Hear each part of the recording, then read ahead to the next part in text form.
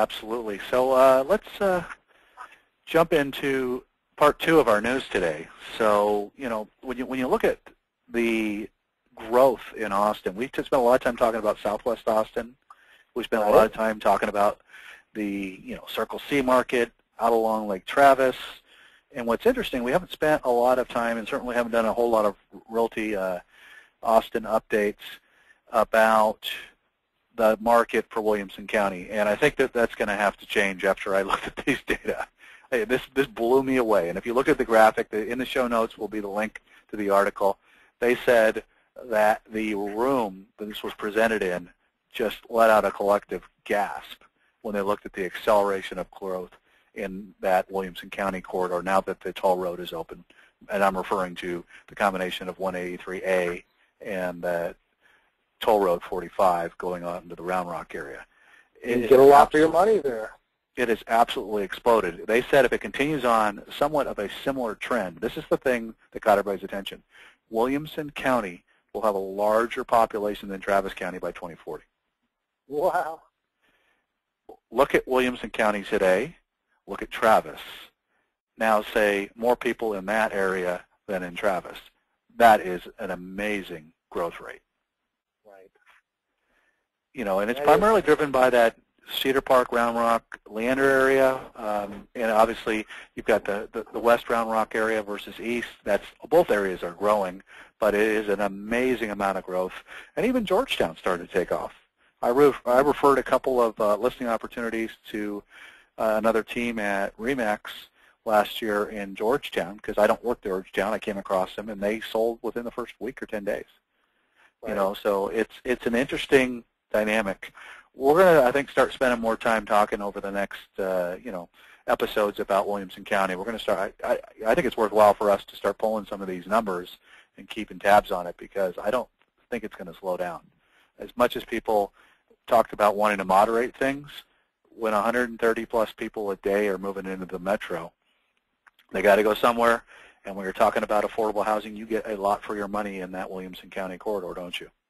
Oh, absolutely. Give up a lot of walkability, though, although some of that may be changing soon, too. Well, I think that you do. I mean, there is a different lifestyle choice for a family with 3 children that wants to live in a suburban area in an affordable house that maybe works in Round Rock or in that close-in, tech center corridor there off I-35, where they're building a lot of this office and flex space for these high-tech employers, than it is if I'm a professional single engineer or maybe I'm a couple and we don't have kids and we want to live right in downtown. Different buyers, different demographics.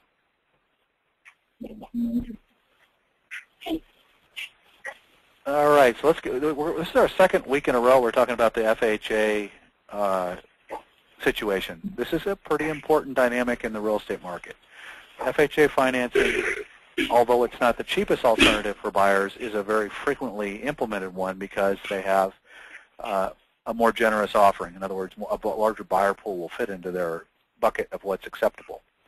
It does not mean they're subprime like we used to have, but they certainly have challenges. Their default rate is over 9%. It's getting closer to 10%. They have depleted $1.1 trillion in reserves that they had back a few years ago, and they've gone on through all of those through defaults. They're being audited at present. There's a lot of calls for trying to get a real big assessment for what they need to do. Their charter requires a 2% target for reserves. They're close to negative 0.5% or trending towards negative 0.75%, so they're way upside down. Wow. You hear there are big changes they're about to the PMI score, or the PMI payments over there. Apparently they're going to change at the beginning of the year to basically never get paying those payments. Used to be when you hit 80% of your loan to value, you could cut that payment off. Let's say it's $180 a month, which is, that's a lot of money a year. That's almost $2,100 a year. Over an extra 20 years, that's $43,000 in payments that they're going to change to. Well, but let's keep this practical. The best thing you could do would be to get your equity level to the point where you could refinance into another product. And Yes. I think that is an incentive for borrowers to get off of FHA financing so they can get out of the guarantee that the government's on the hook for. So what better way to incent that? And this is just my take on it, that if you want to incent people to drop off and move on to other loan products, you do that through higher fees. I don't know that it's going to get them to not get an FHA loan if that's the only thing that's going to be available for them. But what it could certainly do is it could certainly cause them to want to refinance out as soon as possible.